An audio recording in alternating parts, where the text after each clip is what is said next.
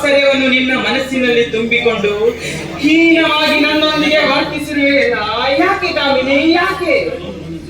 ನೀನು ನನ್ನನ್ನು ಸುಖದ ಸುಪ್ಪತ್ತಿಗೆಯಲ್ಲಿ ಇರಬೇಕಾದ ನನ್ನನ್ನು ಈ ಮಸರದ ದಾರಿಗೆ ಎಳೆಯಲ್ಲ, ಅದಕ್ಕೋಸ್ಕರ ನೋಡು, ನನ್ನ ಆಸೆ ಆಕಾಂಕ್ಷ ಎಲ್ಲ ಎಲ್ಲ ನುಚ್ಚು ನೂರು ಮಾಡಿಲ್ಲ, ಅದಕ್ಕೋಸ್ಕರ ಆಕಾಶದಲ್ಲಿ ಸ್ವಚ್ಛಂದವಾಗಿ ಹಾರಾಡ್ತಿರುವ ಹಕ್ಕಿಯನ್ನು ಈ ರೀತಿ ಕಷ್ಟದ ದಾರಿಯಲ್ಲಿ ತಿರುಗಿಸಿದೆನು.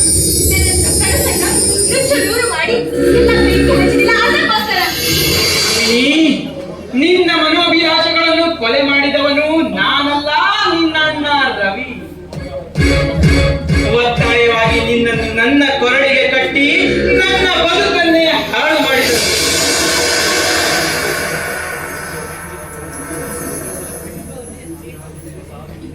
ನೋಡಿ, ಈ ಹೆಣ್ಣಿನ ಕಾಲಸ್ಥಾನ ನಿಮಗೆ ಇನ್ನೂ ಅರ್ಥ ಆಗಿಲ್ಲ. ಇನ್ನು ಮುಂದೆ ಅರ್ಥ ಆಗುತ್ತೆ. ಹಲೋ ಮಿಸ್ಟರ್ ಪ್ರಸಾದ್, ಸರ್ಕಾರದ ಅಧಿಕಾರಿಯಾಗಿರುವ ನೀನು ಕಾನೂನಿನ ಕಣ್ಣಿಗೆ ಮಣ್ಣೆ ಹಚ್ಚಿ ನಮ್ಮ ಕರ್ತವ್ಯಕ್ಕೆ ದ್ರೋಹ ಬಗೆದು ವ್ಯವಹಾರ ಮಾಡುತ್ತಿರುವ ಬಗ್ಗೆ ಸರ್ಕಾರದಿಂದ ಇನ್ಫಾರ್ಮೇಶನ್ ಬಂದಿದೆ. ಅದಕ್ಕಾಗಿ ಈ ನಿಮ್ಮ ಮನೆ ಸರ್ಚ್ ಮಾಡಬೇಕಾಗಿದೆ. ಏನು ನುಡಿಯುತ್ತಿರುವಿರಿ?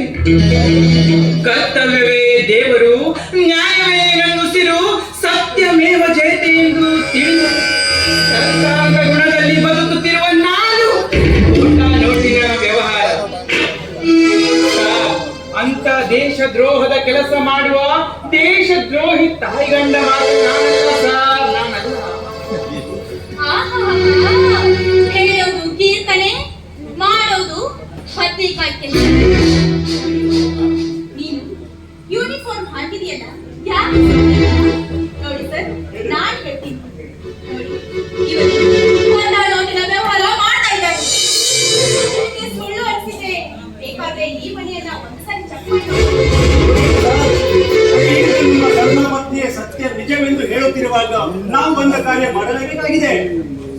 ಸರ್, ನನ್ನ ಪತ್ನಿ ನನ್ನ ಮೇಲಿನ ಸೇಡಿಗಾಗಿ ತಮಗೆ ಸುಳ್ಳು ಹೇಳುತ್ತಿದ್ದಾಳೆ. ಆದರೂ ಸತ್ಯಾಸತ್ಯತೆಯನ್ನು ಅರಿತುಕೊಳ್ಳುವುದಕ್ಕಾಗಿ ನೀವು ನಮ್ಮ ಮನೆಯನ್ನು ಧಾರಾಳವಾಗಿ ಪರಿಶೋಧಿಸಬಹುದು. Okay, fine.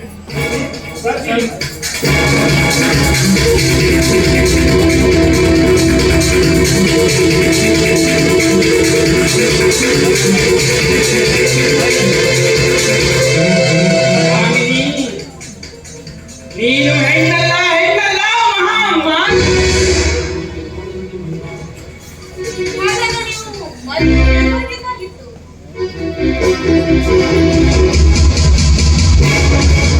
ಮಿಸ್ಟರ್ ಪ್ರಸಾದ್,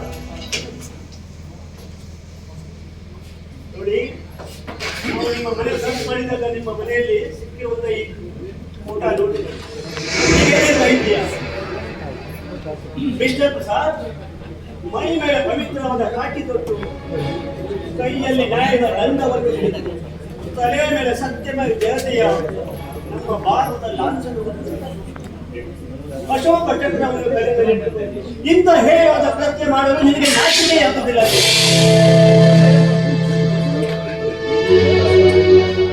ಸಾರಿಲ್ಲ, ಸಾರಿಲ್ಲ. ಆ ಭಗವಂತನ ಆಣೆಯಾಗಿಯೂ ಇಂತಹ ದೇಶದ್ರೋಹದ ಕೆಲಸ ಮಾಡುವವನು ನಾನಲ್ಲ ಸರ್. ಇದು ಆ ಕಪಟಿಗಳ ಕಾಲಸ್ಥಾನ. ನಾನು ನಿರಪರಾಧಿ ಸರ್, ನಾನು ನಿರಪರಾಧಿ. ನೋಡಿ ಸರ್ ಪ್ರಸಾದ್, ನೀನು ಅಪರಾಧಿಯೋ ನಿರಪರಾಧಿ ಎಂದು ತೀರ್ಮಾನ ಮಾಡಲು ಕೋರ್ಟು, ಕಚೇರಿ, ಕಾನೂನುಗಳಿದೆ. ಸದ್ಯ ನೀವು ಆಧಾರ ಸಮೇತ ಸಿಕ್ಕಿಬಿದ್ದೀರಿ. ಯಾವ ಕಾನೂನಿನ ರಕ್ಷಣೆ ಮಾಡಿದ್ದೆ ಅದೇ ಕಾನೂನಿನ ಕಷ್ಟ